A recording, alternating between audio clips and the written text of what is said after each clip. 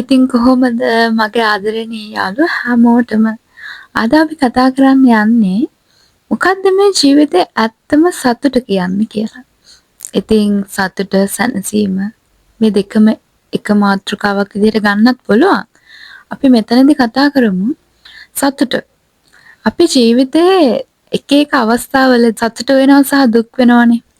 අපිට දුකක් කියලා දෙයක් අත්දකින්න හින්දා අපි දුක අත්විඳින හින්දා තමයි අපිට සතුටක් දැනෙන්නේ. අපි සතුටක් විඳින හින්දා තමයි අපිට දුකක් දැනෙන්නේ. මේ දෙක එකට කම්බයින් වෙලා තියෙන දෙයක්. අපිට සතුටක් තිබ්බේ නැත්නම් අපි දන්නේ දුක මොකක්ද කියලා. අපිට දුකක් තිබ්බේ නැත්නම් අපි දන්නේ මොකද්ද සතුට කියන්නේ කියලා. ඉතින් අපි සාමාන්‍යයෙන් එදිනදා ජීවිතේ මොකද්ද මේ සතුටුයි මට සතුටුයි මම සතුටින් කියන්නේ? අපිට කියන්න පුළුවන් දුකක් නැතුව ඉන්න වෙලාව සතුටක් කියලා. අපි ජීවිතයේ දේවල් ලබා ගනිද්දී අපේ හීනවලට යද්දී අපි සතුටින් කියන්න පුළුවන්. අපි ආස දේවල් අපි ආදරය කරන මිනිස්සු අපි ළඟ තියෙද්දී අපි සතුටින් කියන්න පුළුවන්.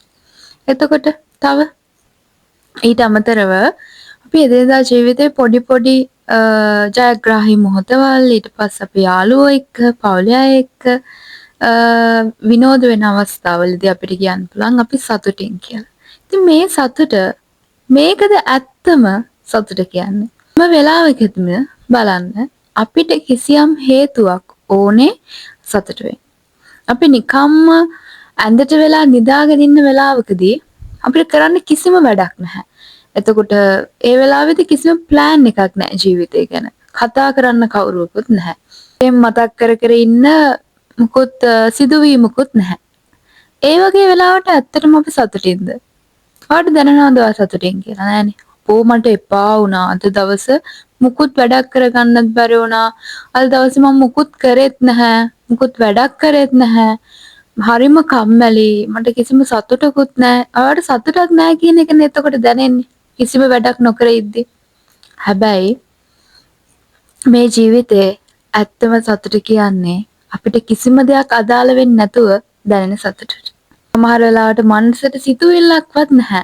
යක් වෙලාවට ඉන්නේ සතුට කියන මානසිකත්වයට වඩා දුක කියන මානසිකත්වයේනේ. අපිට ස්වල්ප වෙලාවකදී සතුටක් දැනෙනවා එතනින් පස්සේ දුක දැනෙනවා. දුක කියන්නේ පීඩනය. ඊට පස්සේ මොකක්ම හරි අපිට හිතට බරක් දැනෙන දෙයක් තමයි අපි දුක කියලා අපිට හඳුන්වන්න පුළුවන්. එතකොට අපි ගොඩක් වෙලාවට ඉන්නේ ඒ මානසිකත්වය. අපි ඉගෙන ගන්න ඕනේ සතුටින් ඉන්නේ කොහොමද කියලාද දුක දැනෙන අවස්ථාවලදීත් ඒක බාර ගන්න කොහොමද කියලා. එතකොට අපි ඉස්සරහටත් කතා කරමු මේ සැනසීම සතුට මේ දේවල් ගැන. අද වීඩියෝ එකකින් අපි කතා කරමු කොහොමද එදිනදා ජීවිතේ අපි මේ සතුට හදාගන්නේ කියලා. නේද අපි කෑ ගහලා hina වෙලා විනෝද වෙනවා කියන ඒ සතුට නෙවෙයි. අර සැනසීම හිත ඇතුළට දැනෙන ආනන්දය කියන දේ තමයි ලෝකේ සතුට වෙන්නේ. අන්නේ හැඟීම. විශ්වාසයෙන් ඉද්දි ඔයාට සතුටක් දැනෙනවා කියලා කෑ ගහලා විනෝද වෙනවද? එහෙම වුණොත් ඔයා හොඳ මානසිකත්වයේ නෑනේ. එහෙම නෙවෙයි. ඔයාට ආත්ම විශ්වාසයක් දැනෙද්දී ඔයාට පුළුවන් අර හිතේට දැනෙන සැනසීම අත්විඳින්න. ඊළඟ මොහොතේ මොකද වෙන්නේ කියන දෙයට ඔයා බය නැහැ.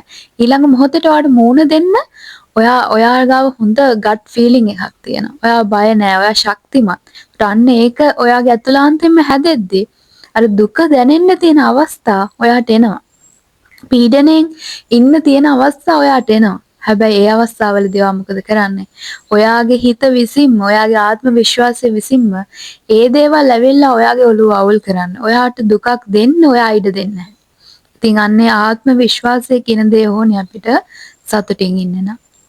එතකොට ආත්ම විශ්වාසය ජීවිතේ බලාපොරොත්තු අඩුවෙන් තියාගන්න එක ජීවිතේ පිළිගන්න එක මෙන්න මේ දේවල් අපිට සතුටින් ඉන්න දුක නැති කරගෙන සතුට හොයාගන්න හේතු වෙන දේවල්. අනිත් දේ තමයි self love. තමන්ටම ආදරය කරන එක. ඒතර තමන්ව accept කරන තැනදී ලෝකෙන් අපිට දේවල් පිළිගන්න කියලා කලින් කියපු තැනදී අට ආදරය කරනවා කියන එක එතෙන්ට add වෙනවා. ඒතර අපි self love ගැන කලින් කතා කරලා තියෙනවා. ඉතින් මම ඒකෙදිත් කිව්වා self love තමන්ටම ආදරය කරනවා කියන journey එක. ඒ කලාව අපිට අද පටන් අරන් හෙට ඉවර කරන්න. තව අවුරුද්දකින් ඉවර කරන්න පුළුවන් දෙයක් නෙවෙයි. මේ ලෝකේ තියෙන සත්‍ය, මේ ලෝකයෙන් අපිට ලබා ගන්න පුළුවන් උපරිම සැනසීම, නිවීම කියන දේ දක්වාම අපි ළඟ ඇති කර ගන්න ඕනේ ගුණාංගයක් තමයි මේ තමන්ටම ආදරය කරනගේ. මාර්ථකාමී වෙනවා කියන එක නෙවෙයි.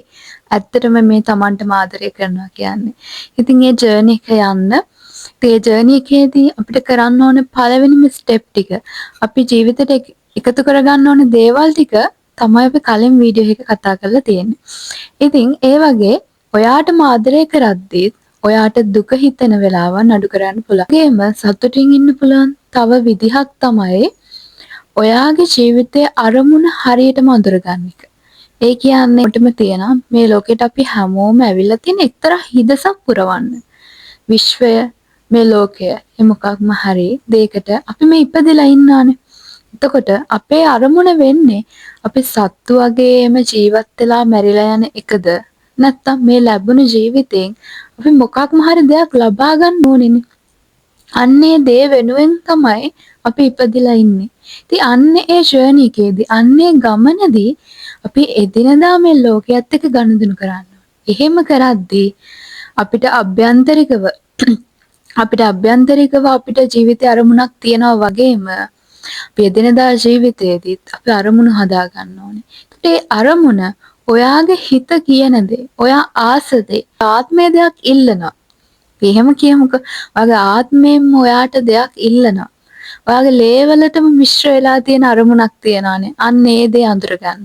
ඔයා මොනාට දාස, ඔයා මොකද්ද කරන්න කැමති කියන දෙයට ඉඩ දෙන්න. එහෙම නැත්නම් කවදා හරි අවසානයේදී ඔයාගේ ජීවිතය දිහා ඔයා බැලුවාම ඔයාට දැනෙන්නේ ඔයා ජීවත් වෙලා නැහැ. මං සතුටින් ඉඳලා නැහැ. ඔයා ඕන තරම් දේවල් කරනවා. ඇයි? සමාජය සතුටු කරන්න. සමාජය සතුටු වෙන විදිහට නෙවෙයි. ඔයාගේ ආත්මය සතුටු වෙන විදිහට ඔයා ජීවත් වෙන්න ඕනේ. ආස දේවල් එකපාර අපිට කරන්න බැරි වෙන්න පුළුවන්.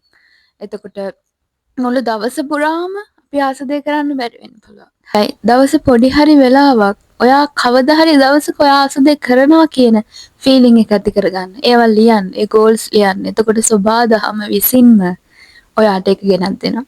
මොකද සබාදහම නිරන්තරයෙන්ම උත්සාහ කරන්නේ ඔයාගේ ඇත්තම අරමුණ ඔයාට ගෙනත් දාලටත් අත්දැකීම් ඇති. ඔයාලා හිතාගෙන ඉන්නවා මම මේ තැනට තමයි යන්නේ. මේක තමයි මගේ ඩ්‍රීම් එක කියලා. ඔයාලට පුළුවන් විදිහට උපරිමයෙන්ම හිතලා ඒ හීනේ ඔයාගේ ඇඟට දාගෙන ඇති. ඒ හීනේ ඔයාගේ ආත්මයටම කියලා ඇති. හැබැයි මොකක්ද දෙයක් වෙලා ඔයාගේ මාර්ගය එහෙම් පිටින්ම වෙනස් වෙලා ඔයා යන්නේ වෙනම අරමුණක් එක්ක. ඉතින් ඇයි ඒ තැන තමයි, ඒ දේ තමයි ඔයාගේ ආත්මය ඉල්ලන දේ. ඒ දේ තමයි ඔයාගේ ජීවිතයේ අරමුණ. ඉතින් අන්න ඒ දේ එක්ක ජීවත් වෙන්න පටන් ගත්තට පස්සේ දැනෙනවා කොච්චර නිදහසක්ද, කොච්චර සතුටකින්ද මම ඉන්නේ.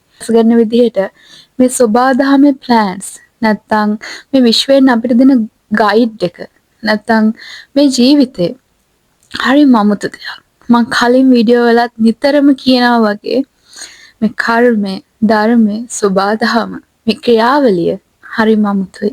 ඉතින් ඒක එක්ක ජීවත් වෙන්න නම් ඔයා ඕපන් මයින්ඩ් වෙන්න ඕනේ. ඔයා අහන්න ඕනේ මොකද්ද ඔයාට සබාදහමෙන් කියන්නේ කියලා. ආත්ම විශ්වාසයක් තියෙන්න ඕනේ තීරණ ගන්න.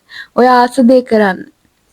ඉතින් සතුටින් ඉන්න නම් ඔයා මෙන්න මේ අද කියපු චූරි දේවල් ජීවිතයට එකතු කරගන්න.